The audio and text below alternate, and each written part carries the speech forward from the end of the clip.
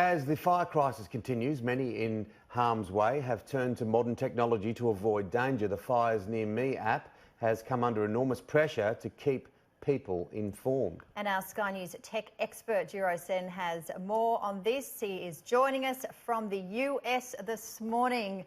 Hello to you there, Jiro. We'll talk about where you are in a moment, but let's talk about this app. It is extremely fantastic, and I've had a look at some of the stats there. One of the worst days of fires, the app sent 12 million notification users. Talk us through this app.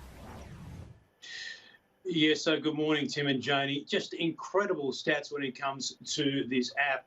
And the big news coming out of here is because the app is under enormous pressure, it matters what is hosting that.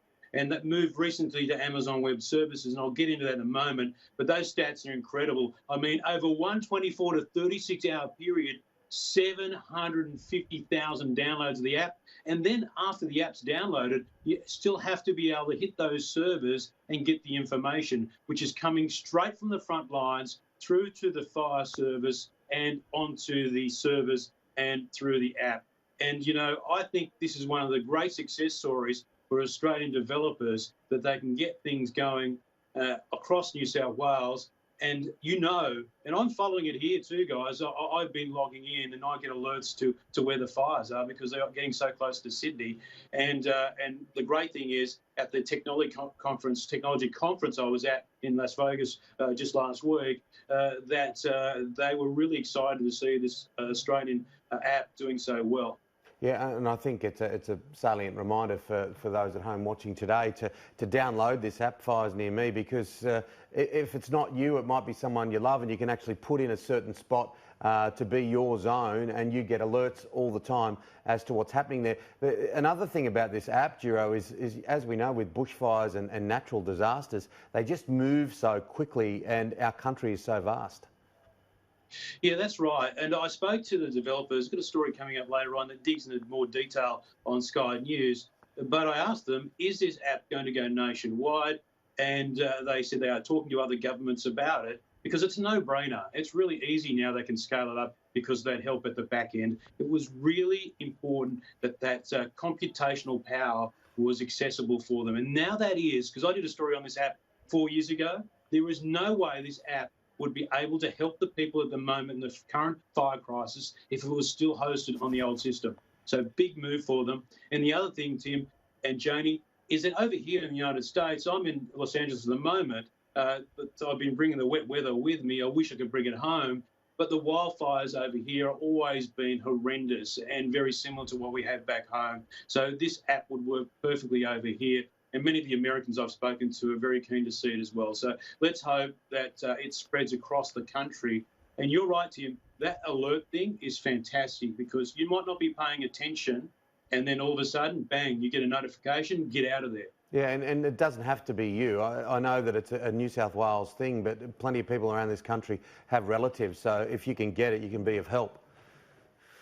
Absolutely. So if you can, just go. It's a free app. Download it. Fires Near Me. And you'll be doing this, I guess you give yourself peace of mind, but it's certainly a great, helpful app. And they're all working together, the tech guys, the firefighters, the local authorities. It's really good to see.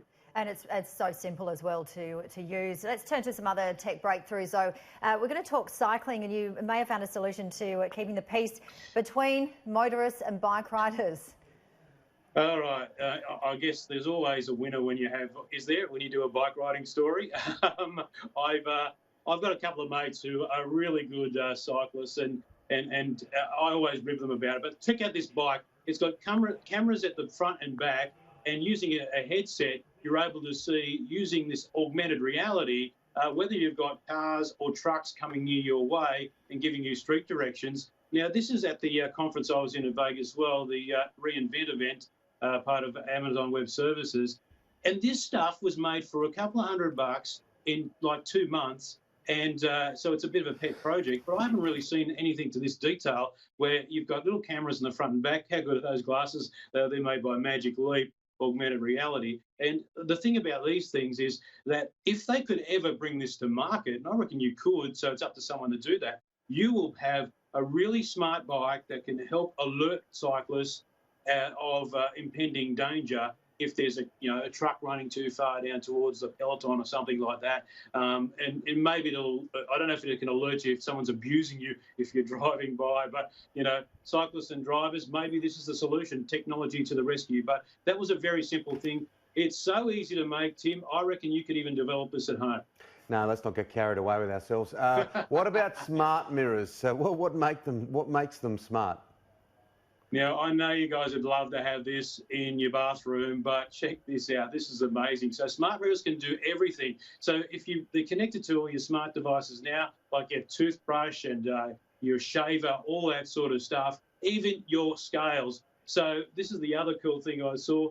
Have a look at how this connects to devices. There is a camera in this one, so you've got to be careful where you put it. But it's telling you here where you're brushing your teeth, right? So some of this stuff's pretty silly, but there are other benefits to giving you information to what you do. But there you go. So if you're shaving right, there's also a thing about hydration. Now, these things are all connected to sensors, but I think what's going to happen is that these mirrors are becoming more and more popular, and I think eventually it'll be like the hub where you get your morning information. I just think you've got to be careful exactly where you position it. Can they make you look any better, or...? Oh, I think that's the aim, isn't it? Oh dear. Just to reduce maybe a few areas, but it's amazing. That's the Internet of Things. So I guess if you're happy to have a camera in there and do a bit of modelling in the morning, that's the thing for you. Oh, don't know about that. Oh, very nice. That's why guys like you and I wear black shirts, Jura. Well, because it's thinning. Just tell me where you are, like, because you are in Los Angeles, but it's not quite the Hollywood sign or Beverly Hills Boulevard or whatever it may be. No, a bit further south. I'm in the OC, so fans of the TV show would know this area. So I've been down here. I've got a bit of an exclusive interview that I'm going to bring to you on Sky News. And it's about 5G, and the guy I spoke to is a pretty forthright guy in the industry and very big over here. So I managed to go to his place down the road, one of the gated communities, and very impressive. And I think that community too. Kobe Bryant just lived down the road, wow, so there's plenty of sports stars there. Totally different world, Tim. Amazing stuff, and Janie, it's incredible here. But as I look out across here, they said to me, that this weather is just very unusual. So I really wish I could bring the rain home, guys, because it has been following me around on this US tour. Well, we hope so too, and we need plenty of it. Thanks, Giro, as always. See you next week. See you in the studio next week.